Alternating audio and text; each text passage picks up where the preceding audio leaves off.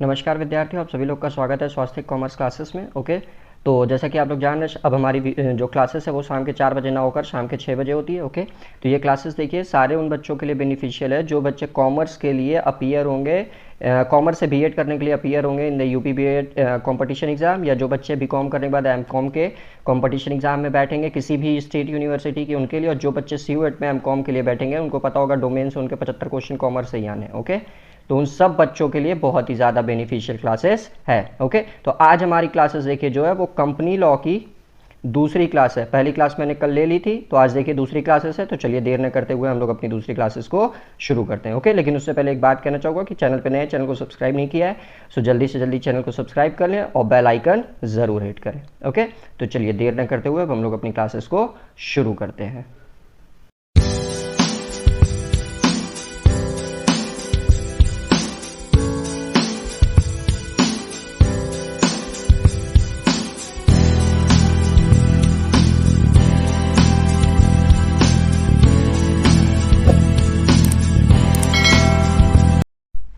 तो जी देखिए कंपनी लॉ की दूसरी क्लासेस में हम लोग आज क्वेश्चन को शुरू करते। तो कल देखिए क्वेश्चन हम लोगों ने 20 तक सॉल्व कर लिए थे, आज हम लोग 20 के ऊपर से क्वेश्चन को सॉल्व करना शुरू करते हैं। ओके, और एमसीक्यू के लिए देखिए स्वास्थ्य 60421 आप लोग फॉलो कर लीजिए। जैसे ही क्लास कंप्लीट हो जाएगी मैं एमसीक्यू आप लोगों को यहाँ पे प्रोवाइड करा दूंगा। Okay, so wait a second.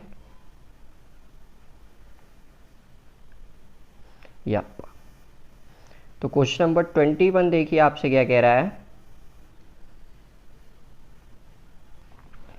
Contract maids after incorporation, यानी कि वह कॉन्ट्रैक्ट जो बिजनेस कंपनी के इनकॉर्पोरेशन के बाद किया गया, but before the grant of certificate of commencement of business. लेकिन जो कॉन्ट्रैक्ट हुआ है वह कॉन्ट्रैक्ट आपका बिजनेस शुरू करने के लिए जो सर्टिफिकेट दिया जाता है उसके पहले किया गया, यानी कि इनकॉर्पोरेशन का तो सर्टिफिकेट आपको वह कॉन्ट्रैक्ट जो आपको देखिए इनकॉर्पोरेशन के बाद तो कर दिया गया है, बट अभी तक उस कंपनी को संचालन करने का सर्टिफिकेट आपको नहीं मिला हुआ है।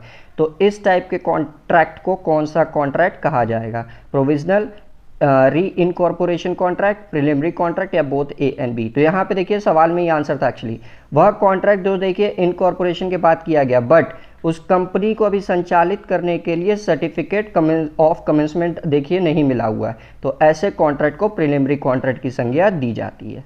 ओके, नेक्स्ट क्वेश्चन की तरफ बढ़ते हैं। Question number 22, private company can borrow funds. जो प्राइवेट कंपनी होती है वो पैसे कहाँ से बोरो कर सकती है, फंड्स को कहाँ से बोरो कर सकती है? आफ्टर कब कर सकती है, क्वेश्चन कैसे कर सकती है, ठीक। आफ्टर इनकॉर्पोरेशन, मतलब इनकॉर्पोरेशन के बाद, after obtaining certificate of the commencement of business. तो ये देखिए आपका प्राइवेट कंपनी के लिए ज़रूरी नहीं होता, ये पब्लिक कंपनी के लिए ज़रूरी होता है। After holding first annual AGM, तो ये भी गलत है। जैसे ही कंपनी ने देखिए इनकॉर्पोरेशन का सर्टिफिकेट प्राप्त कर लिया वो बोरो कर सकती है फंड्स को। क्वेश्चन नंबर 23 देखिए आपसे क्या कह रहा है। The main subscription amount is record with amount payable in. Okay, तो देखिए एक्चुअली ये मेन नहीं है, ये मिनिमम है। ओके, ये मिनिमम है। तो the minimum subscription amount is record with amount payable in. तो जो मिनिमम सब्सक्रिप्शन अमाउंट की बात कर रहा है तो ये हमेशा याद रखिएगा ओनली इन कैश होना चाहिए। ओके, तो इन case of shares the maximum limit of under writing commission shall be. Okay, तो शेयर्स के केस में मैक्सिमम लिमिट कितनी होती है कमीशन को अंडर राइटिंग करने की, ठीक। उसका आंसर आपको करना है 2%, 3%, 5 या नन ऑफ दिस। तो याद रखिएगा कि शेयर के केस में जो मैक्सिमम लिमिट होती है कमीशन को अंडर राइट करने की वो 5% होती है। नेक्स्ट क्वेश्चन की तरफ बढ़ते हैं।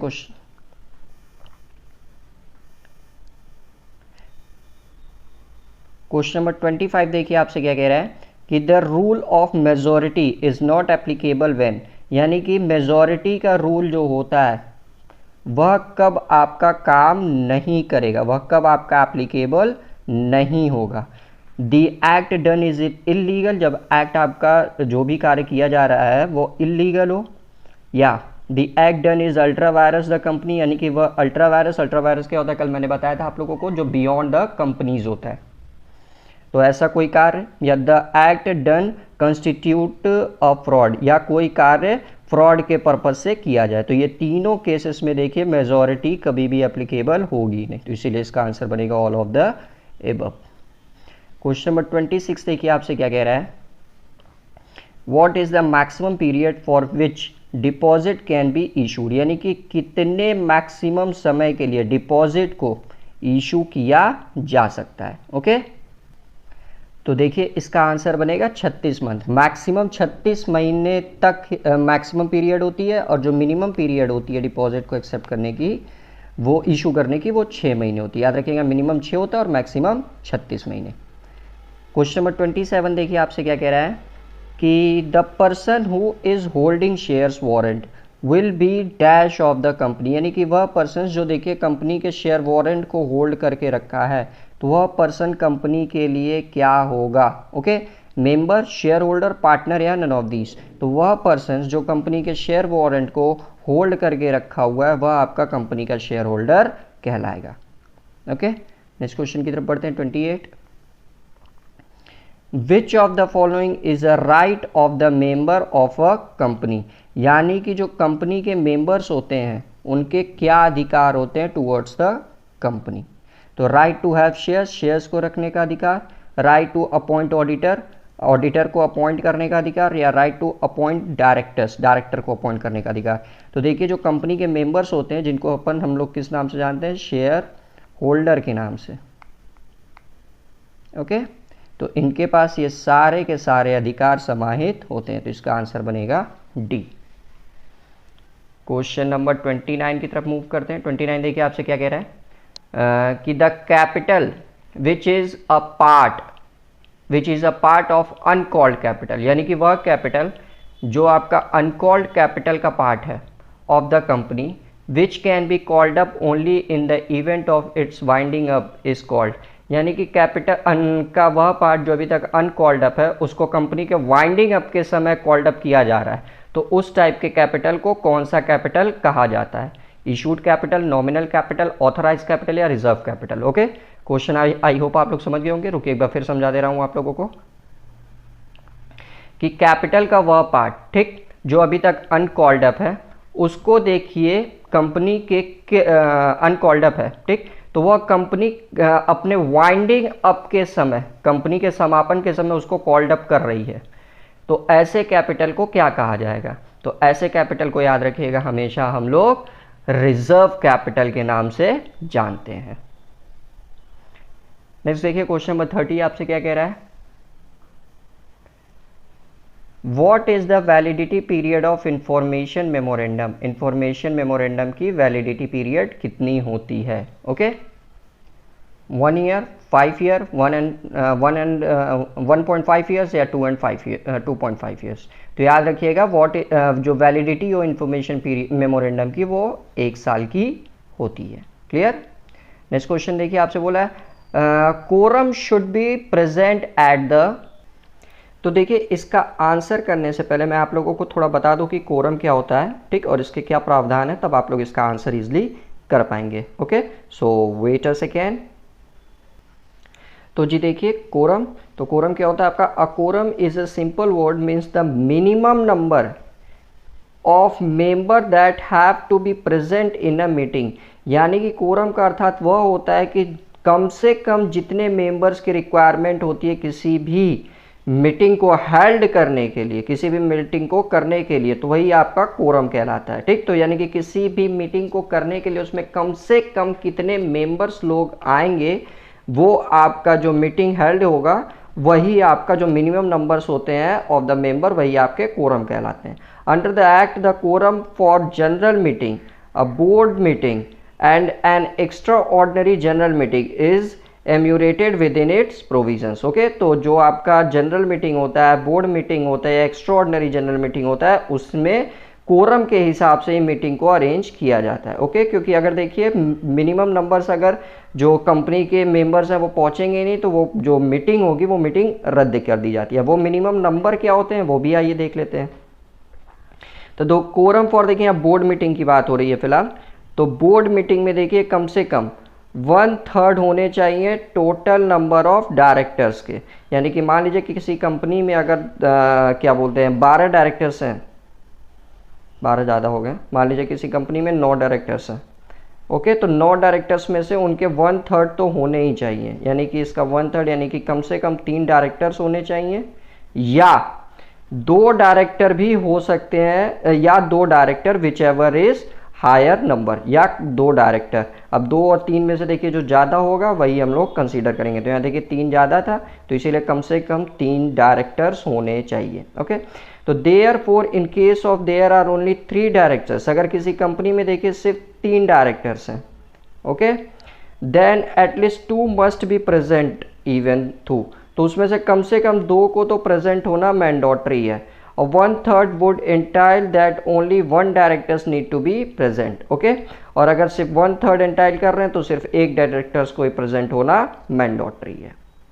तो ये आपका देखिए कोरम से रिलेटेड था। अब आइए हम लोग इसका आंसर करते हैं। इसका स्क्रीनशॉट आप लोग ले लीजिए ताकि आप लोग बाद में अच्छे से समझ सकें।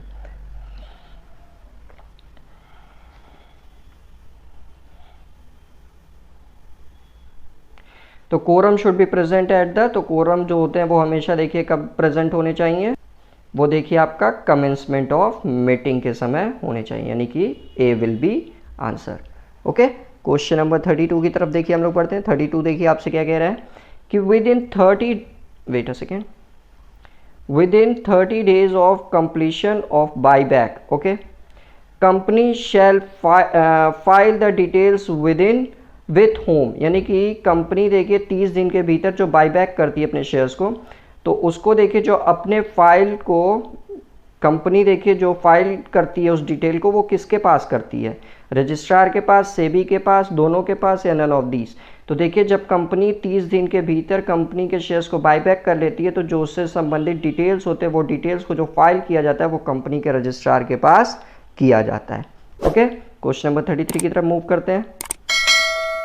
33 देखिए आपसे क्या कह रहा है, the company must deliver share certificate with in dash if the share applied for transfer. Okay, यानी कि एक कंपनी को जो शेयर सर्टिफिकेट होता है वो कितने टाइम के भीतर डिलीवर कर देना चाहिए, 3 महीने, 2 महीने, या आपका 5 महीने, या नन ऑफ दीज। तो याद रखिएगा 2 महीने के भीतर आपका वो शेयर सर्टिफिकेट डिलीवर कर देना चाहिए। क्वेश्चन नंबर 34 की तरफ बढ़ते हैं। 34 देखिए आपसे क्या कह रहा है, the chairman on his own motion dash also order a poll. Okay, must, should, may, या none of the above. Okay, तो देखिए जो चेयरमैन होता है वो ऑन हिज ओन मोशन, जो देखिए वो खुद वो क्या बोलते हैं पोल को होल्ड कर रहा है, ठीक, तो उसको देखिए जो पोल कराने का जो ऑर्डर देना होता है वो मैंडेटरी होता है, मतलब मस्ट होता है, जरूर देना ही देना, या होना चाहिए, या हो सकता है, या नन ऑफ दीज। ओके, तो 34 का आंसर देखिए जो बनेगा वो मे होगा। मे दैट मीन्स वो देखिए करा सकता है ऑर्डर पोल, मैंडेटरी नहीं है। अगर पॉसिबिलिटी है उस कंपनी के क्या बोलते हैं आर्टिकल ऑफ एसोसिएशन के हिसाब से तो वो करा सकता है, that's why may will be answers. तो ऐसे क्वेश्चंस वैसे एग्जाम में नहीं दिखते हैं, मे, शुड ऐसे करके प्रीपोजिशन थोड़ी ना आपसे पूछ रहा है। तो यहाँ पे अब नेक्स्ट क्वेश्चन देखिए, ओन फंड्स आर कॉल्ड, यानी कि जो कंपनी की ओन फंड्स होती है, खुद की फंड्स होती है, उसको क्या कहा जाता है। अब ये तो बच्चों वाला क्वेश्चन है, debenture capital, share capital, loan capital, या नन ऑफ दीज। तो देखिए ओन कैपिटल को शेयर कैपिटल कहा जाता है। क्वेश्चन नंबर 36 की तरफ बढ़ते हैं। 36 देखिए आपसे कह रहा है, what is the time limit for conducting statutory meeting. ठीक, स्टैट्यूटरी मीटिंग को कंडक्ट करने का जो टाइम होता है वो कितना होता है। तो इसका आंसर देखिए कल ही मैंने आप लोगों को बताया था। कल के क्वेश्चंस में जो बच्चे कल के वीडियोस देखे होंगे उनको पता होगा, नहीं देखे हैं तो यहाँ पे आई बटन पे आपको प्लेलिस्ट के लिंक मिल जाएगी, सारे के सारे एमसीक्यू जाइए वहाँ से आप लोग अच्छे से वॉच करिए। कल के वीडियो में देखिए बताया था कि स्टैट्यूटरी मीटिंग को हेल्ड करने की जो टाइम लिमिट होती है वो कम से कम 1 महीने और मैक्सिमम 6 महीने होती है। नेक्स्ट क्वेश्चन देखिए 37 कह रहा है, इन case of any default is made in filing the particulars related to charge, ठीक, then penalty is up to। Okay, यानी कि यदि कोई चार्ज यानी कि मान लीजिए कोई एक्सपेंसेस भी हो सकते हैं, कुछ भी हो सकता है, तो अगर कोई चार्ज से संबंधित ठीक विवरण को दाखिल करने में यदि कोई डिफॉल्ट यानी कि चूक हो जाती है तो उसका कितना जुर्माना तय किया गया है, 5 से 10,000, 10 से 15,000, या आपका 15 से 20,000, या नन ऑफ दीज। जल्दी से आंसर बताइए इसका क्या होगा। तो इसका आंसर देखिए बनेगा ऑप्शन ए, 5 से 10,000 रुपये तक का अगर जुर्माना तब आपको देना पड़ेगा यदि आपको किसी चार्जेस से रिलेटेड कोई भी विवरण दाखिल करने में कोई भी डिफ़ॉल्ट यानी कि चूक होती है तो। नेक्स्ट क्वेश्चन की तरफ बढ़ते हैं।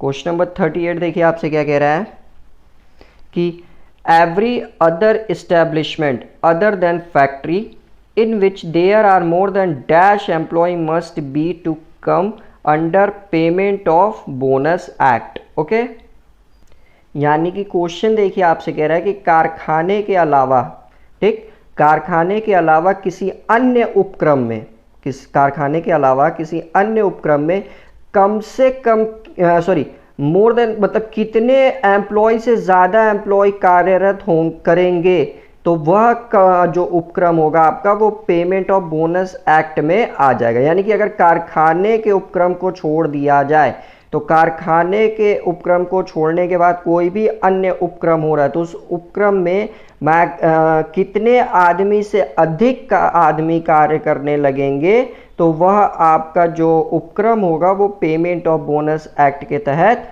आ जाएगा। तो ये याद रखिएगा, अगर 20 कर्मचारी से अधिक कार्य कर रहे हैं तो वह उपक्रम आपका पेमेंट ऑफ बोनस एक्ट के तहत आ जाएगा। ओके, यानी कि वहाँ बोनस पेमेंट करना मैंडेटरी हो जाएगा। नेक्स्ट क्वेश्चन देखिए बढ़ते हैं। क्वेश्चन नंबर 39 आपसे क्या कह रहा है, which one of the following resolution is need not to filed with the registrar. यानी कि इसमें से कौन सा ऐसा रेजोल्यूशन है जिसको आपको रजिस्ट्रार के पास फाइल करने की आवश्यकता नहीं होती है। स्पेशल रेजोल्यूशन, तो स्पेशल रेजोल्यूशन तो फाइल करना मैंडेटरी होता है, तो ये तो ऑप्शन ही गलत हो गया। A resolution of board relating to appointment of managing directors. तो देखिए जब कोई बोर्ड मैनेजिंग डायरेक्टर्स को अपॉइंट करता है तो उसकी भी जानकारी देना रजिस्ट्रार को कंपलसरी है, तो ये भी आंसर गलत। A resolution approving the appointment of sole selling agent, नहीं, अगर देखिए कंपनी कोई एजेंट अपॉइंट कर रही है, ठीक, तो वो आपका जरूरी नहीं है कि वो रजिस्ट्रार को पता है, तो ये इसी आंसर करेक्ट है। नेक्स्ट क्वेश्चन देखिए, क्वेश्चन नंबर 40 आपसे क्या कह रहा है, return paid on share is. अल्लाह, इतना इजी क्वेश्चन, आप लोग तो अगर ऐसा क्वेश्चन एग्जाम में दिख गया तब तो खुश हो जाएंगे। शेयर्स पे जो रिटर्न पे किया जाता है उसको क्या कहा जाता है, इंटरेस्ट, डिविडेंड, कमीशन या नन ऑफ दीज। तो ये क्वेश्चन आप लोग ज़रा आंसर करके बताइएगा कमेंट में, तो क्या होगा। बहुत इजी क्वेश्चन है, जो शेयर पे रिटर्न मिलता है उस रिटर्न को क्या कहा जाता है। क्वेश्चन नंबर 41 देखिए आपसे क्या कह रहा है, अब notice of adjourn meeting is not required of meeting is. तो इसका आंसर देखिए आपका बनेगा adjourn for want of quorum. Okay, next question की तरफ बढ़ते हैं हम लोग। नेक्स्ट क्वेश्चन 42 देखिए आपसे क्या कह रहा है कि dash is the official recording of the proceeding of a meeting. यानी कि इसमें से कौन सा ऑफिशियल रिकॉर्डिंग है मीटिंग को प्रोसीड करने का। Okay, quorum, minutes, both A and B या नन ऑफ दीज। तो देखिए जो ऑफिशियल रिकॉर्ड होता है ना, जो मीटिंग को प्रोसीड करता है वो आपका मिनट्स होता है। ओके, क्वेश्चन नंबर 43 की तरफ बढ़ते हैं। 43 देखिए आपसे क्या कह रहा है, who should certify that company allotted the shares and cash received in respect there of. Okay, तो कौन इसमें सर्टिफाई करता है, आपका प्रमाण देता है कि जो कंपनी है दैट कंपनी अलॉटेड शेयर्स, की कंपनी शेयर्स को देखिए अलॉट कर रही है एंड कैश रिसीव, और उसके बिहाफ में देखिए कैश रिसीव कर रही है। यानी कि कंपनी क्या कर रही है, शेयर को अलॉट कर रही है, अलॉट करने पे क्या हो रहा है, कैश को रिसीव कर रही है। तो इसका जो प्रमाण होता है वो कौन देता है, ऑडिटर, डायरेक्टर, शेयर होल्डर या मेंबर। ओके, तो देखिए जो सर्टिफिकेट देता है ना वो आपका कंपनी का ऑडिटर देता है। ओके, 43 के बाद से 44 की तरफ बढ़ते हैं। 44 देखिए आपसे क्या कह रहा है, notice of statutory meeting should be given with in a period not less than. यानी कि जो स्टैट्यूटरी मीटिंग का देखिए जो नोटिस देना है वह नोटिस कितने समय के, कम से कम कितने समय के भीतर आपको दे दिया जाना चाहिए। ओके, तो notice of statutory meeting should be given with a period not less than, वो कितने समय से कम में नहीं होना चाहिए, 44 का 21 दिन के भीतर, 14, 7 या नन ऑफ दीज। तो देखिए जो स्टैट्यूटरी मीटिंग होती है, ठीक, स्टैट्यूटरी मीटिंग का देखिए जो आपका नोटिस दिया जाता है वो नोटिस आपका 21 दिन से कम में नहीं होना चाहिए, तो not less than 21 days. Okay, question number 44 के बाद से क्वेश्चन नंबर 45 की तरफ बढ़ते हैं। ये देखिए आपसे कह रहा है dash is a charge when it is made specifically to cover assets, यानी कि इसमें से कौन सा ऐसा चार्ज है आपका जो किसी विशेष संपत्ति को कवर करने के लिए यूज़ किया जाता है, फिक्स चार्ज, स्पेसिफिक, फ्लोटिंग या ए एंड बी बोथ। तो देखिए क्वेश्चन में इसका आंसर छिपा हुआ है। तो देखिए स्पेसिफिकली एसेट्स कवर करने की बात कर रहे हैं, तो ऑब्वियसली वो एसेट्स भी किस टाइप का होगा, स्पेसिफिक एसेट्स होगा। ओके, तो देखिए हम लोगों ने आज कुल 25 क्वेश्चन सॉल्व किए कंपनीज एक्ट के। कुल देखिए हम लोगों ने आज 25 क्वेश्चन सॉल्व कर लिए, तो 20 और 25 टोटल मिला के देखिए 45 क्वेश्चन हमारे सॉल्व हो गए। ओके, कल की क्लासेस में भी देखिए मैं 25 क्वेश्चन आप लोगों को करा दूंगा, तो कंपनी लॉ के टोटल देखिए 70 क्वेश्चन हम लोग सॉल्व कर लेंगे। और अब तक देखिए जो हम लोगों ने पढ़ चुके गए हैं हम लोग, तो आपको पता होगा जो बच्चे हम लोग को रेगुलर फॉलो कर रहे हैं उनको पता है बहुत अच्छे से कि हम लोग सबसे पहले बुक कीपिंग एंड अकाउंटिंग पढ़ चुके हैं। बुक कीपिंग एंड अकाउंटिंग के बाद से दूसरा चैप्टर जो हम लोग पढ़े थे वो आप देखिए कॉर्पोरेट अकाउंटिंग पढ़े थे, तो कॉर्पोरेट अकाउंटिंग भी हम लोग देखिए पढ़ चुके हैं। कॉर्पोरेट अकाउंटिंग के बाद से देखिए मार्केटिंग भी हम लोग पढ़ चुके हैं। मार्केटिंग के बाद से देखिए हम लोग इनकम टैक्स भी पढ़ चुके हैं। इनकम टैक्स के बाद से देखिए हम लोग पार्टनरशिप भी पढ़ चुके हैं। ओके, और पार्टनरशिप के बाद ऑडिटिंग देखिए हम लोग पढ़ चुके हैं। वेट अ सेकेंड,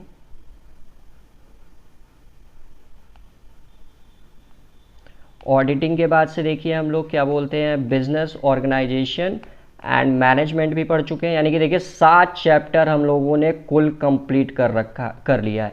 यानी कि अप्रॉक्स अब तक देखिए हम लोगों ने क्या बोलते हैं 350 प्लस एमसीक्यू सॉल्व कर लिए हम लोग।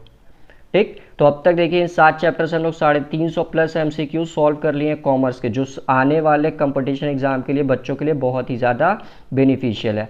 8वीं क्लास देखिए हमारी चल रही है कंपनी लॉ की। ओके, ये भी कंप्लीट होते होते देखिए हमारे लगभग 400 प्लस क्वेश्चंस हो जाएंगे। तो इसीलिए चैनल को सब्सक्राइब नहीं किया है तो जल्दी से जल्दी चैनल को सब्सक्राइब कर लें, और पुराने वीडियोस नहीं देखे तो सारे वीडियोस का लिंक आपको नीचे डिस्क्रिप्शन बॉक्स में मिल जाएगा, वहाँ से जाकर आप लोग सारे के सारे वीडियो को अच्छे से वॉच करिए। ओके, ताकि आप लोगों की तैयारी और भी बेहतर हो सके। तो चलिए मिलते हैं तब कल की क्लासेस में, तब तक अच्छे से आप लोग अपनी प्रिपरेशन करते रहिए। और पीडीएफ के लिए देखिए हम लोगों को स्वास्तिक 0421 पे फॉलो कर लीजिए, क्योंकि जैसे ही क्लास खत्म होती है मैं क्वेश्चंस के पीडीएफ जो होते हैं वो अपने टेलीग्राम चैनल पे प्रोवाइड करा देता हूँ। ओके, तो चलिए मिलते हैं कल, तब तक आप लोग अच्छे से पढ़ाई करते रहिए।